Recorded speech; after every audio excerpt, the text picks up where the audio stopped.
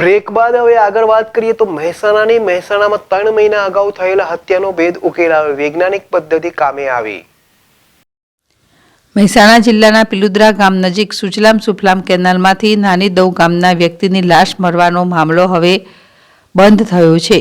ગત તારીખ 11 સપ્ટેમ્બર 2024ના રોજ નટવરસિંહ નામના 44 વર્ષીય વ્યક્તિની લાશ મળી હતી। ફાઇનલ કોઝ ડેથ સર્ટિફિકેટમાં મૃત્યુનું કારણ મારી મોત નિપજાવી કેનાલમાં ફેંકી દીધો હોવાનું આવતા ગુનો દાખલ કરવામાં આવ્યો હતો। અત્રે નોંધનીય છે કે ઘટનાના 4 મહિના બાદ હત્યાની ફરિયાદ દાખલ થઈ છે। 3 શખ્સ સામે હત્યા કરી કેનાલમાં ફેંકી દેવાની ફરિયાદ થઈ છે। મહેસાણા જિલ્લાના ડાયોટોમ્સે હત્યાનો ભેદ ખોલ્યો છે। હત્યાને આત્મહત્યા ખપાવવાનો પ્રયાસ અંતે નાકામયાબ નીવડ્યો છે। મહેસાણા પોલીસે કરાવેલા વૈજ્ઞાનિક પરીક્ષણમાં આ ઘટનાનો ભેદ ઉકેલાયો છે।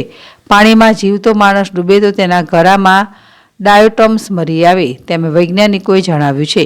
નટવરસિંહ વાઘેલાની ડેડ બોડીમાં ડાયોટોમ્સની હાજરી ન મળતા બનાવ હત્યાનો હોવાના પુરાવા મળ્યા છે। નાની દવ ગામની વ્યક્તિ હત્યાનો ભેદ ઉકેલવામાં વૈજ્ઞાનિક પદ્ધતિ મદદરૂપ બની છે। ભાવિન ભાવસાર, ZSTV, મહેસાણા।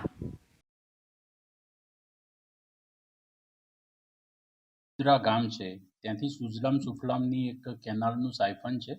ત્યાંથી તારીખ 10/9ના રોજ એક ડેડ બોડી મળી આવેલી હતી।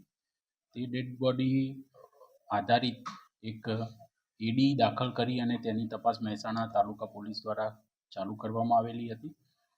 આ જે ડેડ બોડી હતી એના પ્રાથમિક દ્રષ્ટિએ જે તે વખતે તેની શંકા ઉપજાવે તેવી પરિસ્થિતિમાં હતી અને તેના પરિવારજનોની જ્યારે પૂછપરછ કરવામાં આવી ત્યારે ખ્યાલ આવ્યો હતો કે આ વ્યક્તિને કોઈની સાથે એવી કોઈ દુશ્મનાવટ કે એમની કોઈ એવી પરિસ્થિતિ હતી નહીં કે જેથી કરીને તેમણે આપઘાત કર્યો હોય।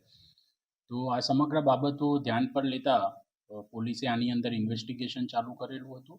આ જે ડેડ બોડી છે તે સુસાઇડ છે કે પછી તેને મારીને તેની અંદર કેનાલમાં ફેંકી દેવામાં આવેલ છે તે બાબતે FSL પરીક્ષણ કરાવતા આ જે વ્યક્તિ છે તેના જે FSLમાં જે તેમના નમૂના મોકલવામાં આવ્યા હતા તેમાં ડાયોટમ્સની જે હાજરી છે જેના આધારે નક્કી થઈ શકે કે ડેડ બોડી છે એ મતલબ મૃત્યુ પછી ડ્રાઉનિંગ છે કે મૃત્યુ પહેલાંનું ડ્રાઉનિંગ છે। તો એ આધારે આ બાબત સ્પષ્ટ થતાં પોલીસે આ બાબતે ગુનો દાખલ કરેલો છે અને આ ખરેખર મર્ડરની ઘટના હતી।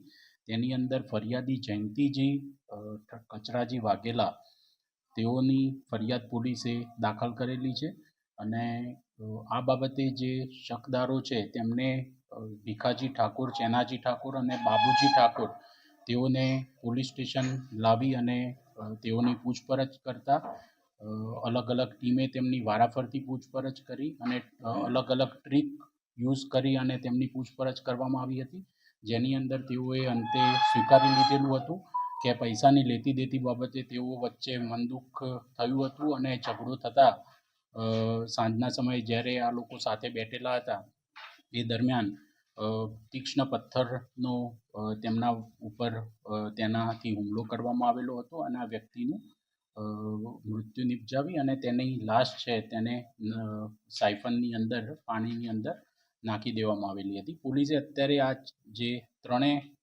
શકમંદ આરોપીઓ છે તેઓની અટક કરેલા છે અને આગળ ઇન્વેસ્ટિગેશન ચાલી રહેલું છે। આ બનાવમાં વિશેષતા શું? ઇન્વેસ્ટિગેશનમાં વિશેષ શું? આની અંદર જે